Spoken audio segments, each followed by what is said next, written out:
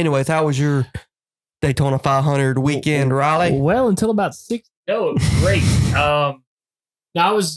It was too bad that you had the old vid. I got a new baby, so I couldn't come over. To be honest, I wouldn't have given a fuck. I'd have still come, but the wife wouldn't let me. Yeah. But it is what it is. So I had to watch it at home. But it wasn't too bad. I mean, it was a below average race. The Xfinity race was kind of weird too. And then the truck race, which is always a shit show, was a shit show. So I didn't watch the ARCA race.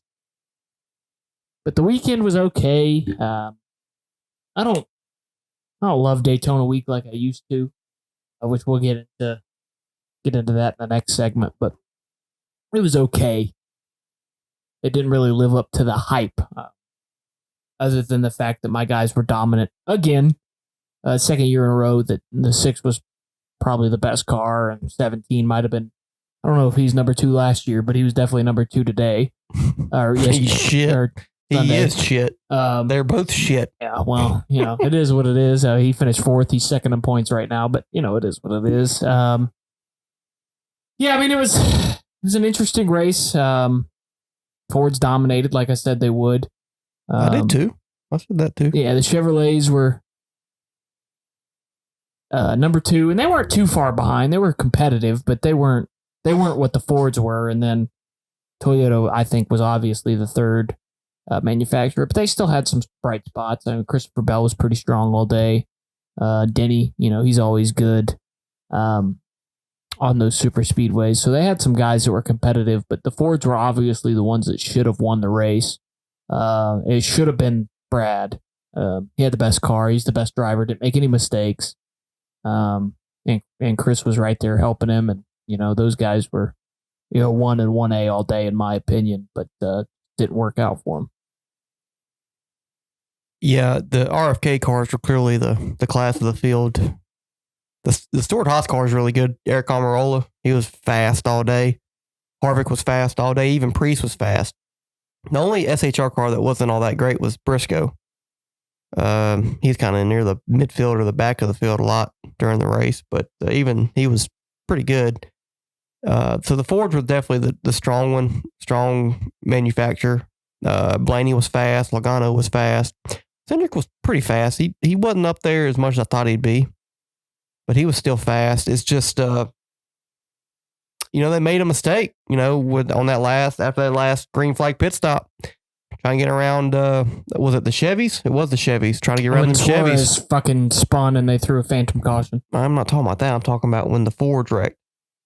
When Harvick and Priest. They're trying to get around the Chevys because the Chevys I think it was the Chevys, off pit road, and just the Fords didn't get around them cleanly, and it cost them. Took about half the fast Fords up there, and you only really had the RFK cars, and Logano left after that.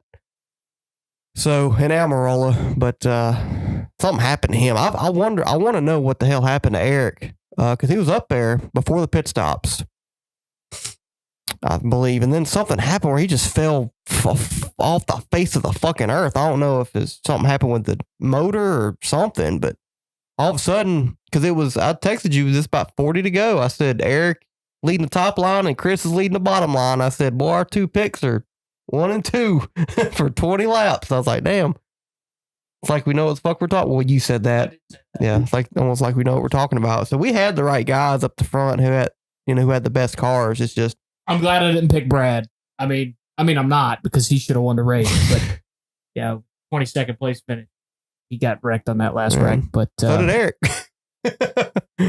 Eric finished 20th, but 21st. Oh wow, that would have stung for you.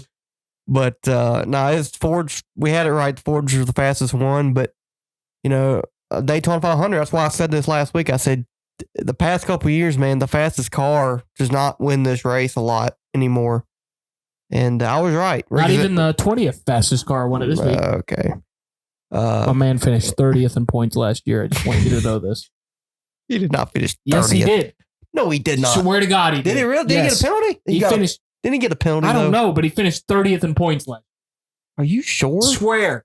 Look it up while I'm talking. But Ricky did not have the best car. But I've always said this for years. I mean, you could go back to his Roush days. He is one of the best super speedway racers in the field. Whether you like him or not, he is always up there if he's not wrecked at the end of these races. A lot of times he does get wrecked at the end of these races, and half the time it is his fault. He does make a lot of mistakes, but he's always up there, and he's got the skill that half the field does not have in the Cup Series. And this time it just worked out. I mean, he was leading this race last year with 7 to go until fucking Brad just drove through him. So, I mean, Ricky's always up there, and it doesn't surprise me. And I'm glad he won instead of Joey. I'm not a huge Joey fan, but I'm glad he beat Joey. And hey, you got to thank Christopher Bell for going with the 47 and not going with the 20 car, because 22 would be our Daytona 500 champion. Okay, finished 26. Okay, I was about to say no. Yeah. The guys behind him that ran full schedules were Harrison Burton, Todd Gilliland, Ty Dillon, Corey LaJoy, Cody Ware. Brad. That's it. Brad was ahead of... Finished 24th. Those were the guys that finished ahead of, or behind. Anyways, Two of those guys are future champions. Anyways. Ty Dillon and Corey LaJoy. Yes. Anyways. I like Ricky. I always have. Ricky. I've been a fan of Ricky since he drove that 6 car with Trevor Bank. In the Xfinity Series.